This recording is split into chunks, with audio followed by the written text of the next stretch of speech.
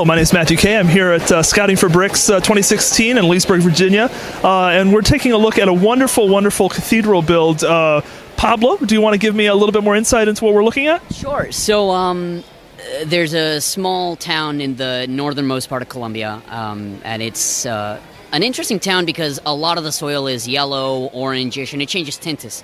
So the main kind of largest building in the area is this cathedral, or well, they call it a cathedral. It's a small church that it ranges from the color. So from far away it looks orange, but that's why I chose all the different bricks to kind of emulate that. But the real reason why I built it is not because of any kind of geological significance. It's the church where my grandparents got married.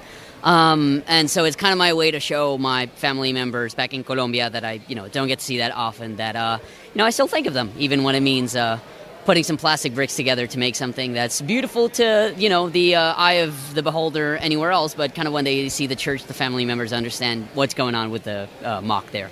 That's awesome. That's awesome. Now, when you built it, did you share photos with them immediately? I did. I actually, it was very nice because I built a small, architectural scale version of it first, and I sent I actually built it on LDD first, and I sent a photo of it to my grandmother, and bless her heart, she doesn't understand that much about Lego, so she didn't even have an idea that this is what I was going for. So she sees this small scale micro architectural model of the church, and she goes, "Oh my God, it's a model of the church." And I'm like, "Grandma, wait 2 years to see what actually ends up going with this, and then we'll see what happens." But yeah, they've seen the photos and they've been very actually it got published in a Colombian newspaper about it as well. So I'm glad that at least it also got a little bit of coverage, and they're like, "Look what this guy halfway across the continent is building as well." So it was a little nice demonstration there. Yeah.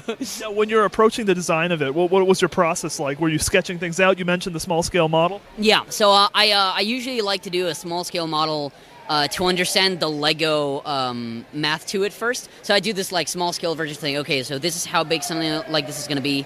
And then I do a sketch, usually trying to figure out what I'm going for first. So I knew that I wanted to do something where this would be about half the size of this, where this would cut about half of the size of each tower, so stuff like that.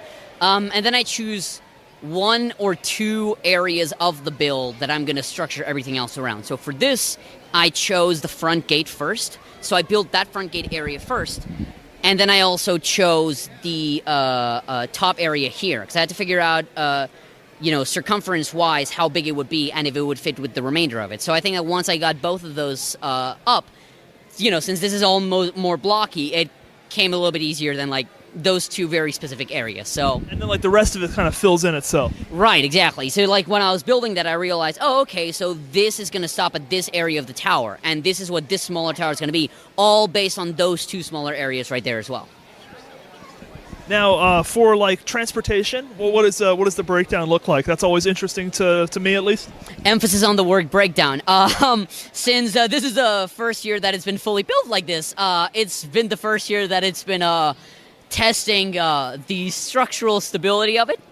So I'm actually going to make a lot of overhauls to the interior area when I get back. But yeah, mostly I kind of separate into 5 big areas. So you've got the torso here, which is just this tower area. You've got the gate here.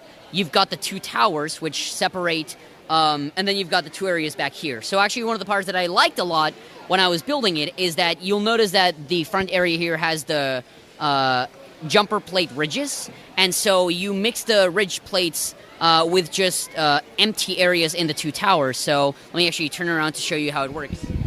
He comes around. Mobile Pablo. So this is how it works in that case. You have the areas right here that it's just you use the plates here to make an empty spot.